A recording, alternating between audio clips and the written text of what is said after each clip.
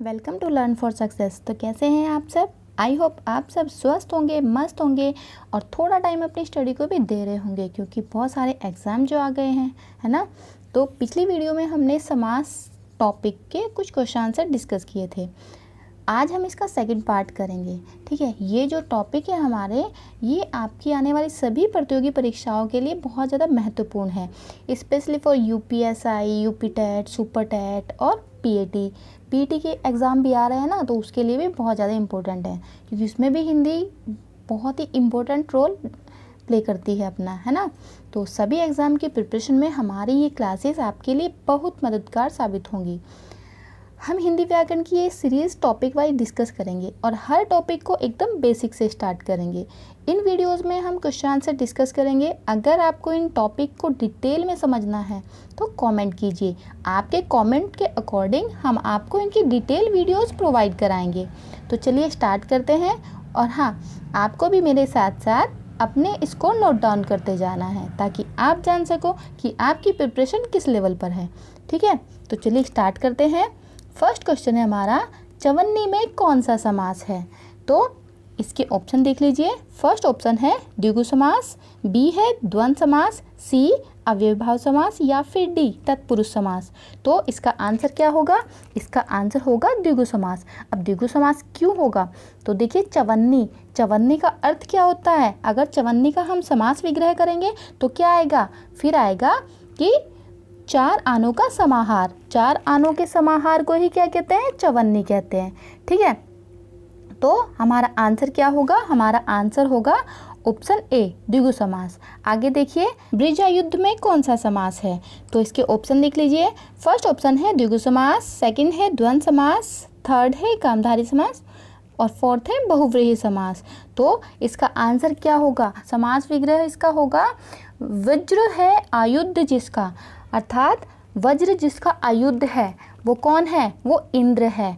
ठीक है, अब आप जान ही गए होंगे वज्र और आयुध दो अलग अलग शब्दों से मिलकर क्या अर्थ क्या निकल रहा है? अर्थ तीसरा ही निकल रहा है।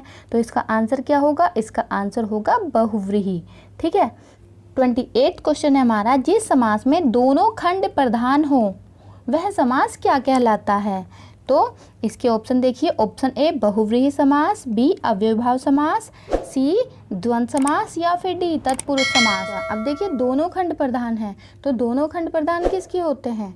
जो दोनों को ही समान लेके चलता है वो होता है द्वंद्व समास। ठीक है, तो द्वंद्व समास में क्या होता है? द्वंद्व समास में दोनों ही खंड प्रधान होते हैं, तो ऑप्शन सी हमारा राइट आंसर होगा। नेक्स्ट क्वेश्चन देखिए, घनश्याम में कौन सा समास है? तो घनश्याम में कौन सा समास होगा? ऑप्शन ए द्वंद्व समास, बी अव्ययीभाव समास, सी बहुव्रीहि समास या फिर डी कर्मधारय समास। तो देखिए, ये क्या है? घनश्याम का मतलब क्या होता है? इसका अगर समास विग्रह करें तो क्या होगा? घन के समान श्याम या घन सा श्याम है जो, मतलब क्या तीसरा अर्थ निकल रहा है ना। घनश्याम किसे कहते हैं? घनश्याम कहते हैं श्री कृष्ण को। तो इसका राइट आंसर क्या होगा? बहुव्रीहि। ठीक है, क्योंकि घनश्याम किसे कहा जा रहा है? घनश्याम श्री कृष्ण को कहते हैं। तो ऑप्शन सी बहुव्रीहि समास राइट आंसर होगा। 30 क्वेश्चन देखिए, जिस समास में दोनों खंड अप्रधान हो वह समास क्या कहलाता है? अप्रधान मतलब जिसमें कोई भी खंड प्रधान न हो। तो ऑप्शन ए द्वंद्व समास, बी बहुव्रीहि समास, सी अव्ययीभाव समास या फिर डी तत्पुरुष समास। तो ऐसा कौन सा समास है जिसमें कोई भी खंड प्रधान नहीं होता? बताइए, ऐसा कौन सा समास होता है जिसमें कोई भी खंड प्रधान नहीं होता? ऐसा समास होता है हमारा बहुव्रीहि समास। ठीक है, बहुव्रीहि समास में कोई भी खंड प्रधान नहीं होता, दोनों ही खंड क्या होते हैं? अप्रधान होते हैं और तीसरा ही अर्थ निकलता है। ठीक है, तो राइट आंसर क्या होगा? ऑप्शन बी बहुव्रीहि समास। आगे चलिए, नेक्स्ट क्वेश्चन देखते हैं, दही बड़ा में कौन सा समास है? तो दही बड़ा में कौन सा समास होगा? ऑप्शन ए मध्य पद लोपी कर्मधारय, ऑप्शन बी द्वंद्व समास, ऑप्शन सी द्विगु समास या फिर ऑप्शन डी तत्पुरुष समास। तो इसका राइट आंसर क्या होगा? अब देखिए, दही बड़ा का अगर समास विग्रह करेंगे तो क्या आएगा? क्या होगा फिर? दही में भिगोया हुआ बड़ा या फिर दही में डूबा हुआ बड़ा। तो इसमें क्या है? डूबा हुआ या भिगोया हुआ, ये क्या है? ये इसका लोप हो रहा है। ठीक है, तो इसका राइट आंसर होगा मध्यम पद लोपी कर्मधारय। तो मध्य पद लोपी कर्मधारय ही इसका राइट आंसर है। ठीक है, आगे चलिए, नरोत्तम में कौन सा समास है? तो इसके ऑप्शन देख लीजिए। फर्स्ट है अधिकरण तत्पुरुष, सेकंड है कर्मधारय, थर्ड है द्वितीय तत्पुरुष या फिर फोर्थ है तृतीय तत्पुरुष। तो इसका राइट आंसर क्या होगा? अब देखिए, नरोत्तम मतलब नरोत्तम का अगर समास विग्रह करेंगे तो क्या आएगा? नरोत्तम के समास विग्रह में नरो में उत्तम, नरो में उत्तम उसे कहते हैं नरोत्तम। तो नरो में, इसमें में आया तो में किसका है? में किस कारक कौन सा होता है? ये होता है अधिकरण कारक। ठीक है, तो अधिकरण तत्पुरुष हमारा राइट आंसर होगा। ठीक है, नरोत्तम में कौन सा तो समास होगा? अधिकरण तत्पुरुष। नेक्स्ट क्वेश्चन देखिए, चिड़ीमार में कौन सा समास है? तो इसके ऑप्शन देखिए। ऑप्शन ए बहुव्रीहि समास, बी कर्मधारय समास, सी द्वितीय तत्पुरुष या फिर डी अव्ययीभाव समास। तो इसका राइट आंसर क्या होगा? चिड़ीमार। ठीक है, तो चिड़ीमार में क्या आएगा? चिड़ी को अर्थात चिड़िया को मारने वाला। समास विग्रह करेंगे तो क्या आएगा? चिड़िया को मारने वाला। तो इसमें क्या आया? को। तो को कौन सा होता है? को कौन सा कारक होता है? कर्म कारक। और कर्म कारक कौन से नंबर पर आता है? दूसरे नंबर पर। तो इसका राइट आंसर क्या होगा? इसका राइट आंसर होगा द्वितीय तत्पुरुष। ठीक है, आगे चलिए, त्रिलोचन में कौन सा समास है? तो ऑप्शन देखिए। ऑप्शन ए बहुव्रीहि समास, बी तत्पुरुष समास, सी द्वंद्व समास या फिर डी अव्ययीभाव समास। तो इसका राइट आंसर क्या होगा? अब देखिए, त्रिलोचन, त्रि मतलब तीन और लोचन नेत्र, तीन नेत्रों वाला। तीन नेत्रों वाला कौन है? ये है शिव। ठीक है, तो त्रिलोचन, त्रिलोचन वाला, तीन लोचन वाला अर्थात शिव। तो यहाँ क्या है? यहाँ दोनों शब्दों को जोड़कर किसी तीसरे की बात की गई है। तो इसका राइट आंसर क्या होगा? इसका राइट आंसर होगा बहुव्रीहि।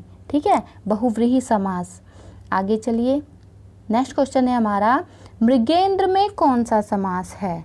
तो मृगेंद्र किसे कहते हैं? ऑप्शन देखिए पहले। ऑप्शन ए अव्ययीभाव समास, बी तत्पुरुष समास, सी द्वंद्व समास या फिर डी बहुव्रीहि समास। मृगेंद्र कहते हैं मृगों का इंद्र अर्थात सिंह, सिंह या शेर। ठीक है, तो ये क्या है? ये भी कोई नया ही अर्थ निकला ना, तो ये हो गया बहुव्रीहि समास। तो मृगेंद्र में क्या है? मृगेंद्र में बहुव्रीहि समास है। ठीक है, आगे चलिए, प्रधानमंत्री में कौन सा समास है? तो ऑप्शन देखिए। ऑप्शन ए अव्ययीभाव समास, बी बहुव्रीहि समास, सी तत्पुरुष समास या फिर डी द्वंद्व समास। तो इसका राइट आंसर क्या होगा? अब देखिए, प्रधानमंत्री तो मंत्रियों में प्रधान है जो, ठीक है, मंत्रियों में श्रेष्ठ। अब मंत्रियों की बात की है, लेकिन मंत्रियों में जो सबसे ज़्यादा श्रेष्ठ है, सबसे ज़्यादा ऊंचा पद किसका है? प्रधानमंत्री। उसे क्या कहते हैं? प्रधानमंत्री। तो ये क्या है? ये भी हमारा बहुव्रीहि समास होगा। ठीक है, आगे चलिए, नेक्स्ट क्वेश्चन देखते हैं। 37 क्वेश्चन है हमारा, मृत्युंजय में कौन सा समास है?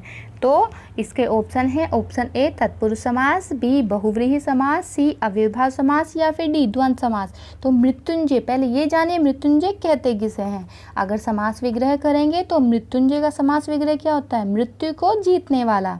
अब मृत्यु को जीतने वाला कौन है? वो है हमारे भगवान शिव।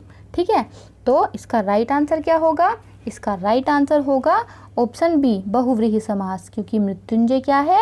मृत्युंजय है मृत्यु को जीतने वाला अर्थात शिव। तो यहाँ शिव की बात की गई है, इसीलिए क्या है? यहाँ बहुव्रीहि समास आएगा। ठीक है, नेक्स्ट क्वेश्चन देखिए, नवरात्र में कौन सा समास है? तो नवरात्र में कौन सा समास है? ऑप्शन ए तत्पुरुष समास, बी द्विगु समास, सी कर्मधारय समास या फिर डी बहुव्रीहि समास। अब देखिए, नवरात्र, इसमें क्या है? इसमें स्टार्टिंग में ही आपको क्या संख्या दिख रही है ना? यहाँ संख्या क्या है? नव, नौ। नवरात्र का समास विग्रह क्या होता है? 9 रात्रियों का समूह। ठीक है, तो 9 रात्रियों का समूह अर्थात क्या है? द्विगु समास, है ना, संख्या की बात की गई है तो संख्या किस में होती है, द्विगु समास में आती है। ठीक है, ये इसी के अंतर्गत आती है। तो राइट आंसर क्या है, ऑप्शन बी, द्विगु समास। आगे चलिए, सप्त सिंधु में कौन सा समास है। अब यहाँ भी देखिए, ऑप्शन ए द्विगु समास, बी तत्पुरुष समास, सी कर्मधारय समास या फिर डी बहुव्रीहि समास। अब सप्त सिंधु, तो ये क्या है, 7 सिंधुओं का समूह। यहाँ किसकी बात हो रही है, सप्त। सप्त किसे कहते हैं, 7 को। तो 7 सिंधुओं का समूह, तो यहाँ भी कौन सा समास होगा, यहाँ भी द्विगु समास होगा ना। तो देखिए ऑप्शन ए हमारा क्या है, द्विगु समास, यही हमारा राइट आंसर है। आगे चलिए, आगे क्वेश्चन है हमारा, पंचमढ़ी में कौन सा समास है। अब ये भी देखिए, पंचमढ़ी, इसमें क्या है, इसमें भी स्टार्टिंग में क्या आया, संख्या आ गई 5। 5 मढ़ियों का समूह ये होता है पंचमढ़ी। तो ऑप्शन ए बहुव्रीहि, बी कर्मधारय, सी द्विगु या फिर डी तत्पुरुष। ये भी आप आराम से बता दोगे। तो इसका आंसर क्या होगा, द्विगु समास। ठीक है, तो कोई डाउट नहीं होगा इसमें भी, क्योंकि ये क्या है, पंचमढ़ी, इसमें संख्या स्टार्टिंग में आ गई है। तो 5 मढ़ियों का समूह अर्थात पंचमढ़ी, तो ये क्या है, द्विगु समास है। क्लियर। आगे चलिए, चंद्रमुख में कौन सा समास है। अब देखिए, चंद्रमुख में कौन सा समास है, ऑप्शन ए द्विगु समास, बी तत्पुरुष समास, सी कर्मधारय समास या डी बहुव्रीहि समास। अब इसमें क्या होगा, चंद्रमुख, चंद्रमुख का अगर हम समास विग्रह करेंगे तो क्या आएगा, चंद्रमा के समान मुख। तो अब देखिए, हमने पहले भी बताया है, के समान और है जो, ये अगर आ जाए तो समास कौन सा होगा, फिर हमारा समास होगा कर्मधारय समास। ठीक है, तो राइट आंसर क्या होगा हमारा, राइट आंसर होगा हमारा कर्मधारय। आगे चलिए, कनकलता में कौन सा समास है। तो कनकलता, ऑप्शन ए द्विगु समास, बी कर्मधारय समास, सी बहुव्रीहि समास या फिर डी तत्पुरुष समास। तो इसका राइट आंसर क्या होगा, कनक जैसी लता। ठीक है, तो कनक जैसी लता या कनक के समान लता, तो इसका राइट आंसर क्या होगा, इसमें भी कर्मधारय आएगा। ठीक है, तो आंसर क्या होगा, आंसर होगा ऑप्शन बी कर्मधारय। आगे चलिए, आगे हमारा क्वेश्चन है, देहलता में कौन सा समास है। तो ये आप बिना देखे बता दोगे, देह के समान लता, तो देह के समान लता अर्थात ये क्या है, ये भी कर्मधारय है। तो इसका ऑप्शन डी सही होगा। आगे चलिए, नेक्स्ट क्वेश्चन देखिए, परमानंद में कौन सा समास है। अब परमानंद में कौन सा समास है, ऑप्शन देखिए, ऑप्शन ए तत्पुरुष समास, बी कर्मधारय समास, सी बहुव्रीहि समास या फिर डी द्विगु समास। तो इसका आंसर क्या होगा, अब देखिए, परमानंद, परमानंद का समास विग्रह क्या होगा, परम है जो आनंद। ठीक है, तो परम है जो आनंद वो परमानंद। तो राइट आंसर क्या होगा इसका भी होगा ऑप्शन बी कर्मधारय समास। ठीक है, नेक्स्ट क्वेश्चन देखिए, अनुरूप में कौन सा समास है। तो अनुरूप, ऑप्शन ए अव्ययभाव, बी द्वंद्व समास या फिर सी द्विगु समास या फिर डी कर्मधारय समास। तो इसमें आपको स्टार्टिंग में ही क्या दिखा, अनु क्या है, अव्यय है ना, और ये इसे उपसर्ग भी कह सकते हैं, ये उपसर्ग है और अव्यय भी है। तो अनुरूप का समास विग्रह करेंगे तो क्या होगा, रूप के जैसा। ठीक है, तो ये यहाँ से हमें समझ में आ गया है। इसमें क्या होगा, इसमें होगा अव्ययभाव समास, क्योंकि इसमें क्या है, स्टार्टिंग में अव्यय या फिर उपसर्ग है। ठीक है, और पहला ही पद इसका प्रधान होता है। आगे चलिए, नेक्स्ट क्वेश्चन है हमारा, प्रतिकूल में कौन सा समास है। तो प्रतिकूल में कौन सा समास होगा, अब ये भी देखिए, इसमें क्या है, इसमें भी स्टार्टिंग में प्रति है। तो प्रति क्या है, ये भी अव्यय या उपसर्ग है और पहला पद इसमें प्रधान है। तो क्या है ये, प्रतिकूल, ये क्या है, कूल के विरुद्ध अर्थात इच्छा के विरुद्ध, है ना, इच्छा के विरुद्ध। तो इसमें भी कौन सा होगा, इसमें भी होगा ऑप्शन डी अव्ययभाव समास। ठीक है, इसमें प्रतिकूल में कौन सा समास है, अव्ययभाव समास। आगे चलिए, करुणापूर्ण में कौन सा समास है। तो करुणापूर्ण, इसमें देखिए ऑप्शन ए अव्ययभाव समास, बी तत्पुरुष समास, सी कर्मधारय समास या फिर डी द्वंद्व समास। तो करुणापूर्ण, अब देखिए करुणापूर्ण का भी सबसे पहले क्या करना है, हमें समास विग्रह। अगर हमें समास विग्रह अच्छे से करना आता है तो हम बहुत ही आसानी से बता देंगे कि इसमें कौन सा समास होगा। करुणापूर्ण मतलब करुणा से पूर्ण। ठीक है, अब ये तो हमें समझ में आ गया कि इसमें कौन सा है, इसमें तत्पुरुष समास है। अब अगर डिटेलिंग से पूछा जाए कि तत्पुरुष तो है लेकिन कौन सा तत्पुरुष है, तो ये हम बहुत ही आसानी से बता देंगे, क्योंकि करुणा से पूर्ण मतलब कौन सा कारक होगा, इसमें करण कारक होगा। तो तत्पुरुष कौन सा होगा, करण तत्पुरुष होगा। ठीक है, नेक्स्ट क्वेश्चन देखिए। नेक्स्ट है हमारा, यज्ञशाला में कौन सा समास है। तो यज्ञशाला में कौन सा समास होगा, ऑप्शन ए तत्पुरुष समास, बी द्वंद्व समास, सी द्विगु समास या फिर डी कर्मधारय समास। तो इसका राइट आंसर क्या होगा।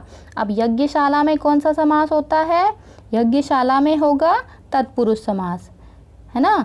यज्ञशाला में कौन सा समास, तत्पुरुष समास, यही इसका राइट आंसर है। अब तत्पुरुष समास तो हो गया, लेकिन तत्पुरुष में भी कौन से वाला तत्पुरुष है, तो यज्ञशाला का हमें क्या करना पड़ेगा, समास विग्रह। समास विग्रह करेंगे तो क्या आएगा, यज्ञशाला, यज्ञ के लिए शाला, तो कौन सा समास आएगा, संप्रदान तत्पुरुष। ठीक है, नेक्स्ट क्वेश्चन है हमारा, धनहीन में कौन सा समास है। तो ऑप्शन ए द्विगु समास, बी द्वंद्व समास, सी तत्पुरुष समास या फिर डी कर्मधारय समास। तो इसका राइट आंसर क्या होगा, इसका राइट आंसर होगा तत्पुरुष समास। अब तत्पुरुष समास तो हो गया, लेकिन तत्पुरुष में अगर देखा जाए तो कौन से वाला तत्पुरुष होगा, तो धनहीन, धन से हीन मतलब धन से बिल्कुल अलग हो गया है जो, है ना, तो धन से हीन। तो इसमें कौन सा होगा, इसमें आएगा अपादान तत्पुरुष। ठीक है, तो इसका राइट आंसर क्या होगा, अपादान तत्पुरुष। आगे चलिए, लास्ट क्वेश्चन है हमारा, पाप मुक्त में कौन सा समास है। तो ऑप्शन ए तत्पुरुष समास, बी द्वंद्व समास, सी बहुव्रीहि समास या फिर डी कर्मधारय समास। तो पाप मुक्त का क्या होगा, पाप मुक्त का होगा पाप से मुक्त। ठीक है, तो ये क्या हो गया, ये भी तत्पुरुष समास होगा, लेकिन अगर देखा जाए तो कौन सा तत्पुरुष होगा, तो इसमें होगा पाप से मुक्त मतलब पाप से बिल्कुल अलग हो गया है। तो इसमें कौन सा होगा, अलग होने के भाव में कौन सा आता है, ये आता है अपादान तत्पुरुष। ठीक है, तो राइट आंसर क्या है हमारा, इसमें राइट आंसर ऑप्शन ए तत्पुरुष समास है। तो ये थे आज के हमारे समास से related question answer. I hope आपको पसंद आए होंगे। वीडियो आपको कैसी लगी कमेंट सेक्शन में ज़रूर बताइए। अगर आपको इसकी पीडीएफ चाहिए तो आप हमारे टेलीग्राम चैनल को ज्वाइन कर सकते हैं, वहाँ सभी वीडियोस की पीडीएफ अवेलेबल है। और हाँ, आपके कितने क्वेश्चन सही हुए ये आप हमें ज़रूर बताइए। वीडियो को लाइक एंड शेयर कीजिए। अगर अब तक आपने हमारा चैनल सब्सक्राइब नहीं किया तो प्लीज़ सब्सक्राइब कर लीजिए और बेल आइकन को भी प्रेस कर लीजिए, क्योंकि हम आपके लिए ऐसे ही इम्पोर्टेंट टॉपिक पर वीडियोस लाते रहेंगे। Thanks for watching my video.